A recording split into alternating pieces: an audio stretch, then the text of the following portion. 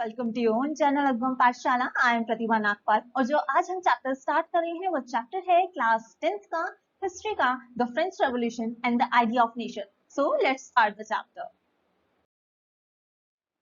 तो बात है 1789 की, यानी कि जब फ्रेंच रेवोल्यूशन हुआ था। यानी कि फ्रेंच रेवोल्यूशन होने के ऐसे क्या कारण थे कि ये क्रांति जो है फ्रांस में हुई, क्योंकि उस टाइम पे बहुत ज्यादा राजा महाराजाओं का शासन चल रहा था, तो लोगों को ये सब चीजें पसंद नहीं आ रही थी, वो अपने तरफ से कोई भी काम नहीं कर पा रहे थे। तो देखेंगे इसमें second point, steps taken by French revolution to create sense of collective identity amongst the French revolution.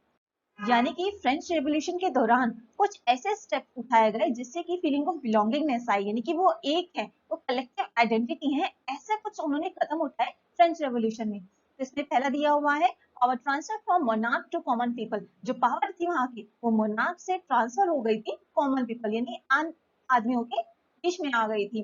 New French flag was introduced during French revolution. एक नया जो फ्रेंच फ्लैग है उसको लाया गया, उसको इंट्रोड्यूस किया गया फ्रेंच रेवोल्यूशन यानी कि फ्रांस की क्रांति के दौरान।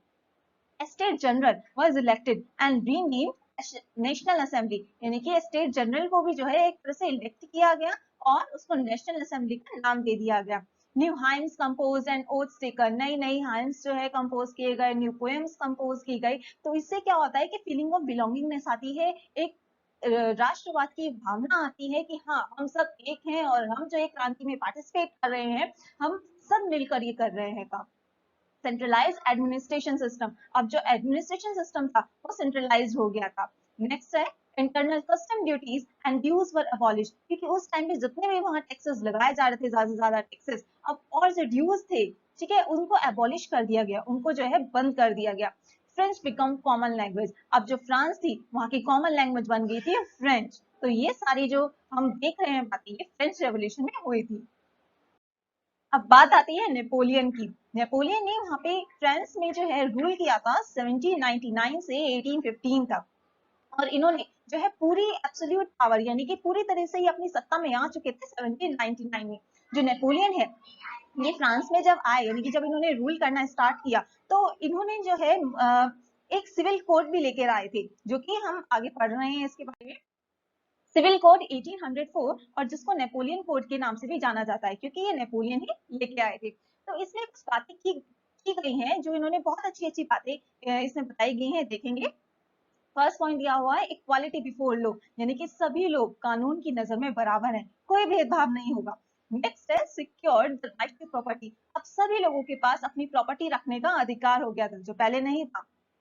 नेक्स्ट है सिंप्लीफाइड एडमिनिस्ट्रेटिव रिसोर्स, यानी कि जो एडमिनिस्ट्रेटिव रिसोर्स है उसको भी जो है सिंप्लीफाइड कर दिया गया। नेक्स्ट दिया हुआ है अबॉलिश फ्यूडरल सिस्टम, यानी कि जो फ्यूडरल सिस्टम, जो छोटे हम बोल सकते हैं छोटे तबके के जो लोग होते थे, जो वो बड़े तबके के लिए लोगों के लिए जो काम करते थे, अब वो सब बंद हो गया था, अब ऐसा कुछ नहीं था। नेक्स्ट दिया हुआ है ही make free the peasants from serfdom, यानी कि जो एक वहां पे दास प्रथा चली आ रही थी, ठीक है, अब उसको भी जो है बंद कर दिया गया, अबॉलिश कर दिया गया। बिल रिस्ट्रिक्शंस वर रिमूव, जो ऐसे रिस्ट्रिक्शंस है उनको भी रिमूव कर दिया गया, और ट्रांसपोर्ट और जो कम्युनिकेशन सिस्टम था उसको भी बहुत ज्यादा बेहतर बनाया गया, उसको भी बहुत ज्यादा इम्प्रूव किया गया। ये बहुत अच्छी बातें तो हो रही थी सिविल कोड में, लेकिन इसके बावजूद भी कुछ इसमें जो है ड्रॉबैक्स या लिमिटेशंस, कमियां देखने को मिली। पहला है Napoleon took away political freedom, यानी कि नेपोलियन जो था उन्होंने पॉलिटिकल फ्रीडम को जो है वो छीन लिया था, यानी कि अब वो सिर्फ अपनी जो सरकार है वो सिर्फ अपना रूल चाहते थे पूरे फ्रांस पर। ये इंक्रीज टैक्सेस, उन्होंने जो है टैक्सेस को इंक्रीज कर दिया, तो जिससे लोगों की दिक्कतें बढ़ गई। लास्ट दिया हुआ है impose censorship and force people to join army, यानी कि जो नेपोलियन था उसने जो है सेंसरशिप को इम्पोज कर दिया। ये हम पहले भी पढ़ चुके हैं, सेंसरशिप का मतलब होता है कि जो हमारी अपर गवर्नमेंट है, जो जो हमारे से ऊपर की जो अथॉरिटी है, हम उनसे बिना पूछे कुछ भी उनके लिए नहीं छाप सकते हैं, कुछ भी प्रिंट नहीं कर सकते हैं। तो ऐसा ही नेपोलियन ने किया था कि सेंसरशिप को इम्पोज कर दिया था, तो अब उनकी मर्जी के बिना कुछ भी उनके लिए नहीं छप सकता था, नहीं प्रिंट हो सकता था, और वो लोगों को ये भी फोर्स कर रहा था कि आपको जो है आर्मी ज्वाइन करनी है। नेक्स्ट दिया हुआ है हमारा topic the making of nationalism in Europe, यानी कि अब नेशनलिज्म की जो भावना है वो यूरोप में कैसे हुई। तो ये स्टार्ट हुई थी 1750s में, यानी 18th सेंचुरी के मिड में स्टार्ट हुई थी, क्योंकि वहां पे जो है कोई भी नेशन स्टेट नहीं था यूरोप में, क्योंकि वहां पे कोई भी ऐसी कॉमन आइडेंटिटी नहीं थी, या कोई भी ऐसा कॉमन कल्चर नहीं था। एक बार हम इसमें नेशन स्टेट का मतलब देख लेंगे। Nation states means a nation with common language, common identity, common culture, यानी कि वहां पे कोई भी ऐसा ना तो कॉमन लैंग्वेज थी, ना तो कॉमन आइडेंटिटी थी, ना ही लोगों को कॉमन कल्चर था। तो इसलिए वो जो स्टेट है वो नेशन स्टेट नहीं बन पा रही थी। जो वहां पे लोग रह रहे थे वो डिफरेंट डिफरेंट लैंग्वेजेस को बोला करते थे। अब वहां की जो सोसाइटी है हम उसका डिवीजन देख लेते हैं। जो यूरोप की सोसाइटी है, स्टार्टिंग में ये दो तरह के हम बोल सकते हैं दो डिवीजन था इसका। पहला दिया हुआ है ऑटोक्रेसी और पीजेंट्री, लेकिन बाद में जब इंडस्ट्रियलाइजेशन हुआ तो मिडिल क्लासेस में उभर कर आए। तो देखेंगे पहले ऑटोक्रेसी एरिस्टोक्रेसी के बारे में। These were land owing class, यानी कि ये अमीर तबके के लोग थे जिनके पास बहुत ज्यादा जमीन थी। नेक्स्ट दिया हुआ है they spoke French language and connected by marriages, यानी कि ये जो है फ्रेंच लैंग्वेज बोलते थे और एक दूसरे से जो कनेक्ट होते थे वो मैरिजेस से, यानी कि सेम कास्ट के उसमें ही जो है शादी किया करते थे। न्यूमेरिकली अ स्मॉल ग्रुप, ये जो इनकी हम बोल सकते हैं इनकी जो तादाद थी ये कम तादाद थी, यानी कि कम जनसंख्या वाले ये जो थे ये लोग थे। United in common way of life, यानी कि इनका जीवन जीने का जो लाइफ स्टाइल था, जो हम बोल सकते हैं जीवन जीने का जो तरीका था, अपना लाइफ स्टाइल था, वो बिल्कुल डिफरेंट था, क्योंकि अमीर तबके के लोग थे। नेक्स्ट है पीजेंट्री, मेजोरिटी ऑफ पीपल, ये बहुत बड़ी एक तरह से बोल सकते हैं संख्या में थे। Look after the aristocracy land, यानी कि एरिस्टोक्रेसी जो अमीर तबके के जो लोग थे उनकी जमीन को कल्टीवेट करते थे, उस जमीन का जो है ध्यान रखते थे। नेक्स्ट हमारा जो है दी हुई है मिडिल क्लास, क्योंकि जब इंडस्ट्रियलाइजेशन हुआ तो बाद में जो है ये मिडिल क्लास की जो हम बात करें, जो सोसाइटी का एक भाग बन के आया, उभर के आया, तो ये मिडिल क्लास ही था। New social class one emerged with the growth of towns and emerge of commercial class, यानी जो नई सोशल क्लास, जो ये मिडिल क्लास की बात हो रही है, जो क्लास उभर कर आई है, इसलिए आई उभर के क्योंकि उस टाइम पे इंडस्ट्रियलाइजेशन हो रहा था, टाउन्स बन रहे थे, अर्बनाइजेशन हो रहा था। नेक्स्ट दिया हुआ point, educated class spread ideas of nationality gain popularity, जो इसमें एजुकेटेड क्लास थे, यानी कि जो पढ़े लिखे लोग थे, उन्होंने जो है अपनी नेशनैलिटी यानी कि राष्ट्रवाद की जो जैसे भावना है, जो आइडिया है, उसको स्प्रेड किया और उनको ये पॉपुलैरिटी भी उसमें। लास्ट पॉइंट दिया हुआ है middle class made up of industrialist businessman and professionals, यानी कि मिडिल क्लास में जो इंडस्ट्रियलिस्ट थे, बिजनेसमैन थे और हमारे प्रोफेशनल्स थे। तो इन ये जो सारे लोग हैं ये मिडिल क्लास फैमिली के हैं। हम देखते हैं अगर कोई भी आंदोलन होता है, कुछ भी होता है, तो उसमें मिडिल क्लास का एक अहम रोल रहता है, एक अहम भूमिका रहती है। तो ऐसे ही जो फ्रांस की क्रांति थी उसमें मिडिल क्लास लोगों का बहुत ही ज्यादा अहम किरदार रहा। अब देखते हैं what the liberal nationalism stands for, यानी कि जो मिडिल क्लास के जो लोग थे, ठीक है, उन्होंने जो है लिबरल नेशनलिज्म का जो है एक तरह से जो आइडिया है उसके लिए वो खड़े हुए। अब लिबरलिज्म का मतलब क्या है ये देख लेते हैं। फर्स्ट पॉइंट दिया हुआ है liberalism stood for freedom for the individual and equality for all before the law. Liberalism का मतलब होता है कि फ्रीडम यानी कि आजादी मिले, साथ ही साथ लोगों को जो है इक्वालिटी मिले, समानता का अधिकार मिले और कोई भेदभाव ना हो, यानी कि कानून की नजर में सब बराबर है। The end of autocracy and clerical privileges, यानी कि इसमें जो है एंड ऑफ ऑटोक्रेसी, जो भी ऑटोक्रेटिक रूल चल रहा था वहां पर, ठीक है, उसको जो है खत्म करना था। ऐसा लिबरल नेशनलिज्म की जो हम बोल सकते हैं मीनिंग है उसमें आता है। एंड क्लेरिकल प्रिविलेजेस, यानी कि जो अमीर तबके के लोग हैं, जो भी उन्हें प्रिविलेजेस मिल रहे हैं, जो एक्स्ट्रा बेनिफिट्स मिल रहे हैं, उसको भी जो है खत्म करना था। A constitution and representative government through parliament, एक कॉन्स्टिट्यूशन बने वहां का, एक रिप्रेजेंटेटिव गवर्नमेंट हो जो कि पार्लियामेंट में काम करे और जो है इलेक्टेड गवर्नमेंट हो।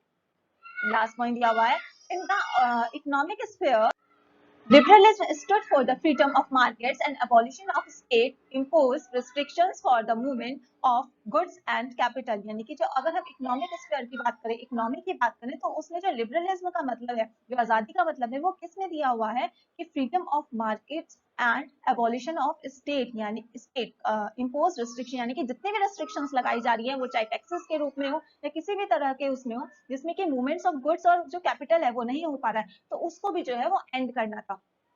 तो ये था आपका लिबरल नेशनलिज्म का मतलब। अब जो मिडिल क्लास लोग थे, जो एजुकेटेड लोग थे, उनके जो आइडियाज थे वो दो तरह के थे। एक तो था नेशन यूनिटी, यानी कि जो राष्ट्र है वो पूरा एक बने, और दूसरा था लिबरल नेशनलिज्म। लेकिन इसमें भी जो है हमें दो तरह की जो प्रॉब्लम है वो फेस करने को मिली, यानी जो उन लोगों ने प्रॉब्लम फेस की है वो हम देखते हैं। Only men above 21 was allowed to vote, यानी कि वुमेन को तो अधिकार ही नहीं था, राइट ही नहीं था कि वो वोट कर सके। सिर्फ मेन को था, सिर्फ आदमी लोगों को था जो कि 21 ईयर से ऊपर के थे। State to state trade restrictions, यानी कि अगर व्यापार करना है या फिर अपने जो गुड्स एंड सर्विसेज है वो एक स्टेट से दूसरे स्टेट में लेके जाने हैं, तो उसमें भी जो है बैरियर्स लगे हुए थे, उसमें भी जो है बहुत सारी रिस्ट्रिक्शंस लगी हुई थी। तो इसी रिस्ट्रिक्शंस को हटाने के लिए 1834 में एक कस्टम यूनियन फॉर्म हुआ जिसका नाम था ज़ोलवेल। ठीक है, लेकिन और हम इसके रिजल्ट्स देख लेते हैं क्या क्या थे। एबॉलिश ट्रेड बैरियर, जितने भी बैरियर्स लगे हुए थे, यानी कि जो हमने अभी पहले की स्लाइड में जो देखे हैं पॉइंट्स जो देखे हैं, यानी जो प्रॉब्लम्स वो लोग फेस कर रहे थे कि स्टेट टू स्टेट जो है रिस्ट्रिक्शंस लगी हुई थी ट्रेड में, तो वो जो एबॉलिशन था ट्रेड बैरियर, यानी कि जो ट्रेड बैरियर लगे हुए थे उसको एबॉलिश कर दिया गया, उसको खत्म कर दिया गया। Reduce number of currencies from 30 to 1, बहुत सारी वहां करेंसीज थी 30, अब 30 से लेके वो वहां पर सिर्फ दो तरह की जो करेंसी है वो रह गई थी। नेक्स्ट दिया हुआ है आपका टॉपिक न्यू कंजर्वेटिव्स आफ्टर 1850। तो कंजर्वेटिव्स का पहले मीनिंग समझ लेते हैं। Conservatives believe that established traditional institutions of state society like the monarchy, the church, the social hierarchies, property and the family should be preserved। यानी कि जो कंजर्वेटिव्स थे, यानी कि ये जो लोग थे ये किसमें बिलीव करते थे, जो कि वहाँ का ट्रेडिशन बना हुआ था, ट्रेडिशनल इंस्टीट्यूशंस जो बने हुए थे स्टेट या सोसाइटी के, जैसे मोनार्की है वैसा रूल हो, जो चर्च है जैसे वहां पे पहले की परंपराएं चली आ रही थी वैसा सब कुछ चले, सोशल हियरार्कीज चले, प्रॉपर्टी और जो फैमिली है वो प्रिजर्व करके रहे। तो ये जो है कंजर्वेटिव्स में जो लोग थे वो ऐसा इसमें बिलीव करते थे। तो 1815 में क्या हुआ, ब्रिटेन, रशिया, पर्शिया, ऑस्ट्रिया, इन लोगों ने जो है नेपोलियन को जो है डिफीट कर दिया, यानी कि हरा दिया। और जो युद्ध हुआ था, यानी ये जो बैटल हुई थी, इसी को बैटल ऑफ वाटरलू के नाम से जाना जाता है। नेक्स्ट हमारा टॉपिक दिया हुआ है ट्रीटी ऑफ वीना, क्योंकि अब वो हार चुका था तो एक ट्रीटी साइन हुई जिसको नाम दिया गया ट्रीटी ऑफ वीना 1815, क्योंकि 1815 में हुई थी। 1815 क्योंकि जो नेपोलियन का जो राज है, जो रूल है वो 1815 तक ही रहा। तो इसमें जो है कुछ संधि, ट्रीटी का मतलब होता है एग्रीमेंट, जिसमें हम कुछ बातें जो है वो निर्धारित करते हैं जो कि दोनों पार्टीज को जो है वो माननी पड़ती हैं। तो पहला दिया हुआ है Bourbon dynasty was restored to power in France. जो बोर्बन डायनेस्टी थी जिसको उठा के पहले फेंक दिया गया था, जिसको हटा दिया गया था फ्रांस में, अब उसको दोबारा से जो है रिस्टोर किया जा रहा था। A series of states created on the French boundary for preventing French expansion in future, यानी कि कुछ states को जो है जो फ्रांस है उसकी जो है बाउंड्री बना दी गई, तो जो उसका एक्सपेंशन है ताकि वो आगे फ्यूचर में वो भविष्य में ना हो पाए। Persia got some important territories on its western boundaries. Persia को जो है कुछ इंपॉर्टेंट टेरिटरीज मिल गए, क्योंकि पर्शिया ने भी उसमें युद्ध में जो है वॉर में जो पार्टिसिपेट किया था, इसलिए पर्शिया का भी इसमें नाम है।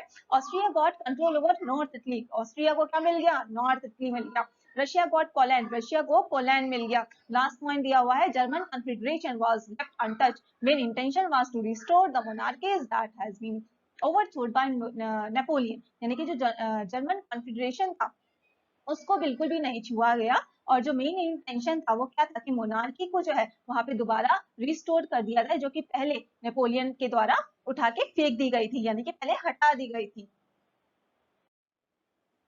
क्योंकि इसमें इसमें बहुत ज्यादा जो है हम बोल सकते हैं रिवोल्यूशनरीज आए, तो उसी में से एक जो रिवोल्यूशनरी है, ठीक है, जो क्रांतिकारी है वो है गिुसेप्पे मज़ानी। ये इटालियन रिवोल्यूशनरी थे और मेंबर थे सीक्रेट सोसाइटी कार्बोनरी, क्योंकि उस टाइम पे सीक्रेट सोसाइटीज का भी बहुत ज्यादा गठन हो रहा था। ये जो है मोनार्की को अपोज कर रहे थे कि मोनार्की जो है बिल्कुल भी नहीं होनी चाहिए। फॉर्म टू सीक्रेट सोसाइटी, इन्होंने दो सीक्रेट सोसाइटीज का जो है गठन किया। पहला था यंग इटली इन मार्सेलिस, दूसरा है young Europe in Berlin. He believed in unification of Italy, वो यूनिफिकेशन चाहते थे कि इटली जो है वो एक जो देश है अलग से वो बन जाए, जिसमें कॉमन कल्चर हो, कॉमन लैंग्वेज हो, और जो लोग हैं वो मिलजुल कर रहें। He wanted freedom and autocratic rule, वो एक तरह से आजादी चाहते थे, और ये भी चाहते थे कि जो ऑटोक्रेटिक रूल वहां चल रहा है उसका जो है अब वो जो रूल है वो खत्म हो जाए, उसका एंड हो जाए। नेक्स्ट दिया हुआ है the romantic imagination and national feeling. इसमें जो टॉपिक है रोमांटिसिज्म, इसका मतलब है कि एक कल्चर ऐसा मूवमेंट लाना जिससे कि पूरे जो लोग हैं वहां के जो लोग हैं उसमें नेशनलिस्ट सेंटिमेंट तरीके से जो है वो जुड़ सके, यानी कि आपस में जुड़ सके, culturally. फर्स्ट पॉइंट दिया हुआ है a cultural movement to develop a particular form of nationalist sentiment, यानी कि कल्चरल मूवमेंट वहां चलाया गया जिससे कि नेशनलिस्ट सेंटिमेंट जो है, ये जो भावना है, ये उत्पन्न हो लोगों के मन में. German philosopher Johann Gottfried claimed that German culture was to discover among the common people. जो जर्मन फिलोसफर थे जोहन गॉटफ्राइड, उनका ये मानना था कि जो कॉमन कल्चर है, जो जर्मन कल्चर है, वो कॉमन पीपल के बीच में जो है डिस्कवर हो. लास्ट दिया हुआ है it was through folk songs, folk poetry and folk dance so that the spirit of the nation was popularized. यानी कि ये कैसे कैसे जो है popularize हो सकता है, आम आदमी के लोग जो लोग हैं उनके बीच कैसे फैल सकता है. जो वहाँ के जो लोग हैं, जैसे कि folk songs गाए जाए, folk poetry गाए जाए, या folk dance किया जाए. जैसे कि हमारे जो देश है वो पूरा विभिन्नताओं से भरा हुआ है, अलग अलग स्टेट्स हैं, अलग अलग वहाँ के डांसेस हैं. जैसे पंजाब का हम देखें तो पंजाबी है, बिहार का देखिए बिहारी लैंग्वेज वो लोग बोलते हैं. तो इस तरह से वो चाहते थे कि वैसे जो वहाँ की जो लैंग्वेज है उसी में जो सॉन्ग्स या पोइट्री है वो क्रिएट की जाए, so that they can develop the feeling of nationalism among the people. Next दिया हुआ है हमारा topic hunger, hardship and popular revolt. यानी कि वहां पे जो उस टाइम पे हम बोल सकते हैं जो टाइम था वो बहुत ज्यादा हंगर, हार्डशिप और पॉपुलर रिवोल्ट, यानी कि वहां पे जो लोग थे वो भूख से मर रहे थे. वहां का जो टाइम था बहुत ज्यादा डिफिकल्ट टाइम था उन लोगों के बीच में. लोगों जो वहां पे वो टाइम जो व्यतीत कर रहे थे, वो टाइम जो स्पेंड कर रहे थे. फर्स्ट पॉइंट देखेंगे, in most countries there were more seekers of job than employment. यानी कि वहाँ पे जो लोग थे वो अनएम्प्लॉयड हम बोल सकते हैं ज्यादा थे. वहाँ जॉब्स जो थी, जो लोग चाहते थे कि उन्हें जॉब मिले, वो ज्यादा थी और वैकेंसीज कम थी. In 1830s, people migrated from rural to urban areas and lived in overcrowded slums. 1830s में क्या हुआ, जो लोग हैं वो माइग्रेट हुए कहाँ से, रूरल एरिया से अर्बन एरिया में, और रहने लगे ओवर क्राउडेड स्लम्स में. ओवर क्राउडेड यानी कि जहाँ पे जनसंख्या जो है बहुत ज्यादा होती है. The prices of food increased as the bad harvest spread in towns and country. जो प्राइसेस थे फूड के, यानी जो फूड क्रॉप थी उसके भी प्राइसेस जो है वो काफी बढ़ गए, क्योंकि वहाँ पे जो उस टाइम पे कल्टीवेशन हुआ, जो क्रॉप थी वहाँ की वो भी जो है खराब हो चुकी थी. तो हम देख सकते हैं कि उन लोगों ने कितनी दिक्कतों का सामना करना पड़ा. तो हमारा नेक्स्ट टॉपिक है the making of Germany and Italy. जो ओटो एंड बिस्मार्क थे, उन्होंने क्या किया, पर्शियन आर्मी ब्यूरोक्रेसी की हेल्प लेके लीडरशिप संभाली और मूवमेंट चलाया फॉर द नेशनल यूनिफिकेशन, यानी कि जो पूरा नेशन है उसका यूनिफिकेशन हो सके. Three war over 7 years ended in Persia victory and completed the process of unification. यानी कि 3 wars, यानी कि जो 7 साल तक जो चली पर्शिया, एंडेड इन पर्शिया, वो पर्शिया में एंड हुई, और जिससे हम बोल सकते हैं कि वहां का जो यूनिफिकेशन है वो हो पाया. और जो केसर विलियम फर्स्ट थे वो पर्शिया के, वो जो है हेड बने new German empire, headed the new German empire. यानी कि अब जो केसर विलियम फर्स्ट थे पर्शिया के, ठीक है, वो जो जर्मन एम्पायर बने. नेक्स्ट दिया हुआ है इटली यूनिफाइड. अब इटली का जो है यूनिफिकेशन वो कैसे हुआ. Italy was divided into 7 states of which only Sardinia Piedmont was ruled by an Italian princely state. जो इटली थी वो 7 स्टेट्स में जो है वो बटी हुई थी, और जो सर्दिनिया थे सिर्फ वही था, जो कि वही एक स्टेट थी जहाँ पे जो इटालियन है वो जो इटालियन है, इटालियन प्रिंसेस है, यानी कि वहाँ पे जो है इटली का अपना रूल हो. Initially, a unification program was initiated by Giuseppe Mazzani. और जो यूनिफिकेशन है, हम ये गिजुपी मजानी के बारे में पहले भी पढ़ चुके हैं. इन्होंने ही जो ये आइडिया है, क्योंकि वही चाहते थे कि जो इटली है उसका यूनिफिकेशन हो, इटली जो है अलग देश हो जिसमें कॉमन कल्चर, कॉमन लैंग्वेज जो है चले. Chief minister Cavour led the movement with the help of गिजुपी. जो चीफ मिनिस्टर थे कैवर, ठीक है, इन्होंने जो है इस मूवमेंट को लीड किया, इस मूवमेंट को आगे बढ़ाया विद द हेल्प ऑफ गिजुपी, यानी कि इनकी हेल्प से, क्योंकि जो मेन आइडिया था यूनिफिकेशन का वो गिजुपी मसानी का ही था. लास्ट हमारा टॉपिक दिया हुआ है विजुअलाइजिंग द नेशन, यानी कि जो यूरोप है उसको एक प्रतिमा के रूप में, कि एक जो है एक फीमेल फॉर्म के रूप में कैसे दिखाया गया. Nation was portrait as female figure. जो पूरा नेशन था उसको फीमेल फिगर, जिसको कि एलिगरी के नाम से जाना गया, उसको इस तरह से दिखाया गया. The female form that was chosen to personify the nation did not stand for any particular woman in real life. Rather, it sought to give abstract idea of the nation a concrete form. अगर ये female जो form है ये choose तो की गई, लेकिन इसका मतलब ये नहीं था कि वो एक पर्टिकुलर वुमेन को शो कर रही है, बल्कि इसकी बजाय ये एक एब्स्ट्रैक्ट आइडिया था कि जो नेशन है वो पूरा एक है, और यहाँ पे जितनी भी हम बोल सकते हैं प्रोविजंस हैं, जैसे कि राइट टू इक्वालिटी या वोट देने का जो अधिकार है, जो भी सारी अच्छी बातें हम बोल सकते हैं वो इसमें दी गई। तो यही था आज का हमारा chapter. So if you like this video, so don't forget to like and share my video and subscribe to the channel Uddham Pathshala. And yes, please don't forget to press the bell icon so that you will get all the notifications of my latest videos. Thank you so much.